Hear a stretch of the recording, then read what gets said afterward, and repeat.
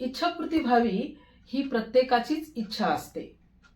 प्रत्येकाच्या जीवनामध्ये काही ना काहीतरी समस्या असतात आणि त्या समस्यांचं निराकरण करण्यासाठी किंवा आपल्या जीवनातील काही महत्त्वाच्या इच्छा पूर्ण करण्यासाठी आपल्याला इच्छापूर्तीचा हा मार्ग निवडावाच लागतो.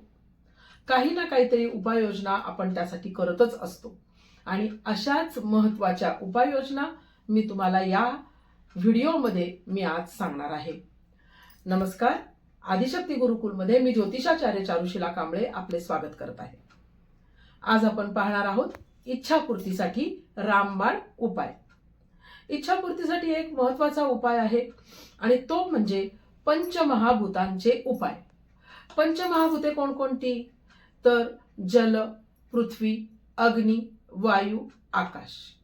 तुम्ही तुमची इच्छा पाण्याला सांगितली तरी इच्छा पूर्ण होते आणि त्यालाच वॉटर थेरपी असं म्हणतात.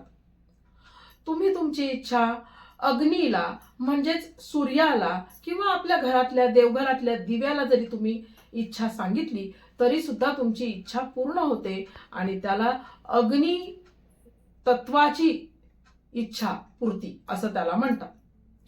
त्याचप्रमाणे तुमची इच्छा तुम्ही या वास्तुदेवतेला सांगा तरी तुमचं काम होईल. आकाशाच्या खाली उभं राहून तुम्ही रेकी करा, त्यातूनही तुमची इच्छा पूर्ती होऊ शकते. वायुदेवता, या वायुदेवतेला सुद्धा आपण जे बोलतो ते त्यांना समजत असतं आणि त्यामुळे तुम्ही जर का वायुदेवतेला तुमची इच्छा सांगितली तरी सुद्धा तुमची इच्छा पूर्ण होते. परंतु या इच्छापूर्तीसाठी प्रत्येक उपाययोजना ही वेगवेगळी असते. त्यामध्ये आपण जी पाहणार आहोत ती म्हणजे अग्निदेवतेची उपाययोजना. अग्नी म्हणजे सूर्याचं एक महत्त्वाचं रूप आहे. ब्रह्मांडाचा राजा म्हणजे सूर्य आहे आणि तोच सूर्य, तोच अग्नी आपण आपल्या देवघरामध्ये आपण स्थापन करत असतो. आपल्या देवघरात सुद्धा आपण दिवा लावत असतो.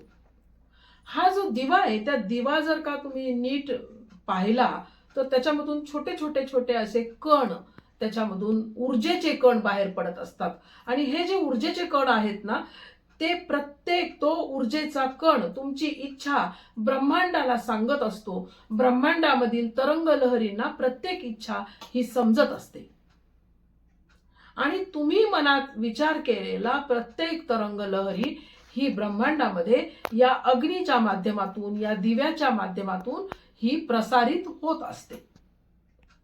याच पद्धतीनं आपण कापराची पण उपाययोजना करू शकतो.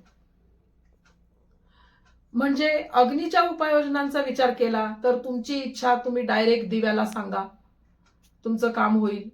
आणि याच पद्धतीनं जर का तुम्ही कापरामध्ये जो अग्नी निर्माण होतो त्याला सुद्धा तुम्ही उपाययोजना, ती उपाययोजना तुमच्यासाठी महत्वाची आहे. पौर्णिमेच्या दिवशी एक नारळ आणायचा आहे. एक कापराची एक मोठी अशी जाड वडी घ्यायची आहे. या वडीवर तुमची जी इच्छा आहे ती इच्छा तिथे बोलायची आहे. माझे XYZ हे कार्य पूर्ण झालेले आहे. अशा पद्धतीची ही इच्छा तुम्ही 11 वेळा म्हणायची आहे. ही इच्छा म्हणून झाली की तो कापूर त्या नारळावर ठेवायचा आणि तिथे तो अग्नी प्रज्वलित करायचा. तो कापूर तिथे जळायला जेव्हा सुरुवात होते तेव्हा आता तुम्ही जी इच्छा म्हटलात तीच इच्छा पुन्हा पुन्हा पुन्हा म्हणा. किती वेळा म्हणून झाली हे बोलायचं, विचारायचं कारण नाही.